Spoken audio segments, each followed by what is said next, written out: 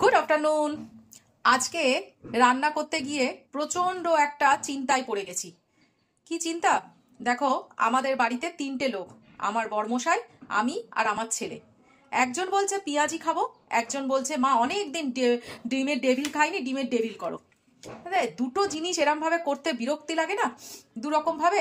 তাই জন্য ভাবলাম এমন একটা জিনিস করি যেটা পেঁয়াজিও থাকবে আবার ডিমটাও বজায় থাকবে। দেখো কেমন করে কি করি। একটাই জিনিস করব যাতে পেঁয়াজিটাও বজায় থাকবে আবার ডিমটাও বজায় থাকবে। তার জন্য আমি পেঁয়াজ কেটে নিয়েছি মাঝারি সাইজের 3টে। কিছু শীতকাল যেহেতু, ওই জন্য একটু ধনেপাতা সবকিছুতেই ভালো লাগে আমার, তাই ধনেপাতা কিনে কেটে নিয়েছি। এটা একটা অপশনাল, দিতেও পারো নাও দিতে পারো। আর কাঁচা লঙ্কা, আর এই পাশে 2টো ডিম সেদ্ধ করে হাফ হাফ করে নিয়েছি।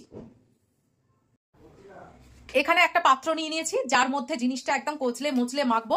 তার জন্য যে পেঁয়াজ কুচিটা নিয়ে নিয়েছিলাম সেগুলো একটু কচলে নিলাম।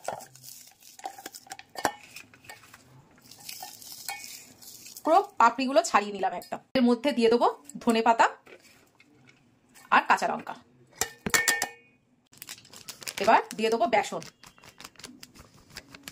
আর প্রয়োজন মতো নুন। এবার খুব সুন্দর করে মাখবো। প্রথমে শুকনো অবস্থায় মেখে নেবো, তারপরে জল দিয়ে যেরকম পেঁয়াজি করি সেই রকম ভাবেই মাখবো। মাখছি তো বটে, কতটা সাকসেস হবো আমি জানি না, কিন্তু ওই যে বলে যুদ্ধে যাওয়ার আগে ভয় পাইলে হইবে না, সেই রকম ভয় পেলে হবে না, যুদ্ধ জয় করতেই হবে। যেরকম আলু দিয়ে ডিমের ডেভিলটা করি সেই রকম ভাবেই পেঁয়াজের ব্যাপারটা নিয়ে, পেঁয়াজির জিনিসটা নিয়ে এই রকম ভাবে নিয়ে মাঝখানে ডিমটা রেখে পেঁয়াজিটাকে নিয়ে একদম কভার করে দেবো। দেখো কি সুন্দর কভার করে দিয়েছি ডিমটাকে। যেরকম ডিমের ডেভিল করি সেই রকম আলুর পুরটা বাদ দিয়ে এই রকম ভাবে পেঁয়াজি যেটা করি সেই রকম দিয়ে কভার করে দিলাম। হাতে বেশিক্ষণ রাখা যাচ্ছিল না, তাই জন্য একেবারে সর্ষের তেল গরম করতে দিয়েছিলাম, সেটা তোমাদের দেখানো হয়নি। এই দেখো সর্ষের তেল গরম করতে দিয়েছিলাম আর এই যে এক এক করে দিয়ে দিয়েছি। আমিও কিন্তু এই প্রথম করছি, জানি না কেমন হবে। ভালোই হবে, পেঁয়াজির স্বাদ পাওয়া যাবে, তারপরে ডিমের স্বাদ পাওয়া যাবে, দুটোই একসঙ্গে হবে। আরে এক্সপেরিমেন্ট করতে কি আছে, ভালো হোক খারাপ হোক, প্রথম দিন হয়তো খারাপ হবে, তারপরে আরো ভালো বেটার কিছু করতে পারবো। লো ফ্লেমে আস্তে আস্তে কিন্তু এটা ভাজতে হবে। হাই ফ্লেম দিয়ে দিলে কিন্তু ওপরটা পুড়ে যাবে, ভেতরটা কিচ্ছু হবে না, কাঁচা বেসন থাকবে। ব্যাস, কি সুন্দর হয়েছে দেখো, দেখেই আমার ছেলে একদম খুশ হয়ে গেছে। দেখো ক্রিস্পি হয়েছে, একদম মচমচ মচমচ করে আওয়াজ হচ্ছে, শুনতে পাচ্ছ?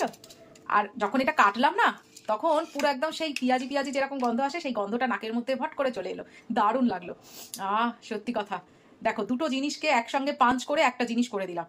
ছেলেও খুশ, বড়মশাইও খুশ, পেঁয়াজিরও স্বাদ পাওয়া যাবে, ডিমেরও স্বাদ পাওয়া যাবে। সবসময় যে ডিমের ডেভিল এক তরফ থেকে খেতে হবে সেরকম নয়, পেঁয়াজিও আর এইরকম ডিমও একসঙ্গে করে খাওয়া যায়। তাহলে নতুন একটা জিনিস তোমাদের করে দেখালাম। আগে অবশ্য অনেকেই করেছে হয়তো, আমি কিন্তু এই প্রথম করলাম আর আমি এটা সাকসেস হলাম, তার জন্য আমি খুব হ্যাপি।